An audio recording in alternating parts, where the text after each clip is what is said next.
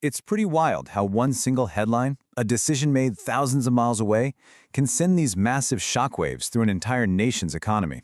And we're not just talking about politics here. This is about real, tangible impact on companies, on markets, and, yeah, ultimately, on a country's budget. And it all kicks off with a single, very powerful announcement. And this is where it all started, with a sudden, pretty dramatic statement from the U.S. president. Now, these weren't just words, right? They were basically the first tremors of a decision that would ripple across the entire globe, aimed squarely at Russia's energy sector. The goal? To try and influence the war in Ukraine. So here's the crucial point. The United States slapped these sweeping sanctions on Russia's two oil giants, Rosneft and Lukoil.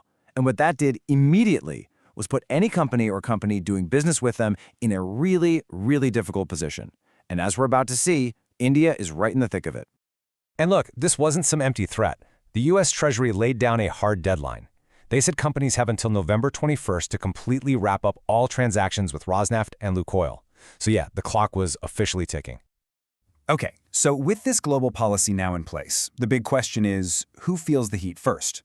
Well, in India, the answer is crystal clear.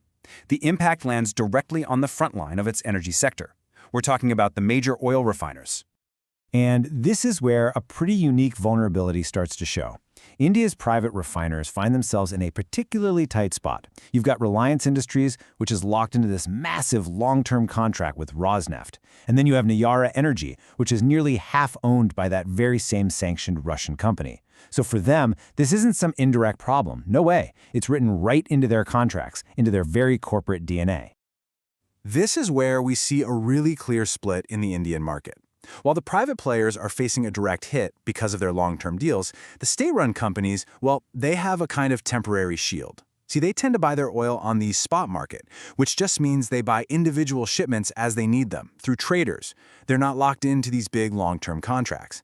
It gives them more flexibility for sure, but it's not a permanent fix. It's a perfect example of how different ways of doing business can lead to totally different levels of risk. But this isn't just a headache for a couple of big companies. Let's zoom out a little, from the corporate frontline to the national balance sheet. Because let's be real, when your top oil suppliers get sanctioned, the entire country's import bill is gonna feel it.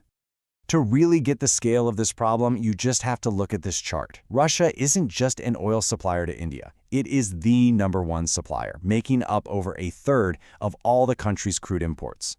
I mean, with that level of dependency, any disruption is going to be a major economic event. And here it is, the bottom line. Experts are estimating that these sanctions could inflate India's annual oil import bill by a staggering 23,490 crore rupees. That's the potential price tag for having to replace all that sanctioned oil with crude from other places, which will almost certainly be more expensive. And let's add one more crucial piece of context to that giant number. This isn't just about Russian oil in general. The two specific companies that got targeted, Rosneft and Lukoil, they're responsible for 60% of all the crude Russia sends to India. So the U.S. didn't just target Russian oil, they went straight for the heart of the Russia-India energy trade. So where do you think all this economic uncertainty shows up first? Yep, you guessed it, the stock market. The news of the sanctions sent immediate jitters through investors, especially anyone holding shares in India's energy sector. The market's reaction was fast and honestly pretty predictable. In just a single day, we saw the stock prices of India's big public sector oil companies take a dive. HPCL dropped over 3%, and Indian Oil and BPCL weren't far behind. And that's not just numbers on a screen. It's a clear signal that investors were immediately pricing in the risk that these sanctions created. This whole chain of events, from the sanction to the market freaking out, it all points to a much bigger, systemic problem. And it's exactly the kind of thing that India's central bank, the Reserve Bank of India, has actually been warning about.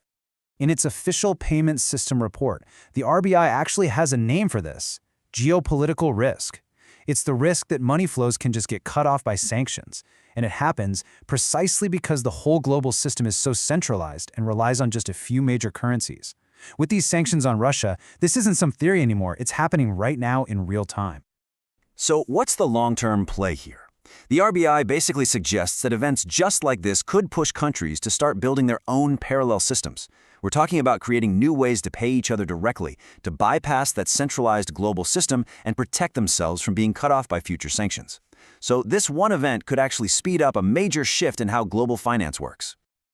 And that really brings us to the core challenge, doesn't it? We've seen how a single political statement in Washington can set off this domino effect.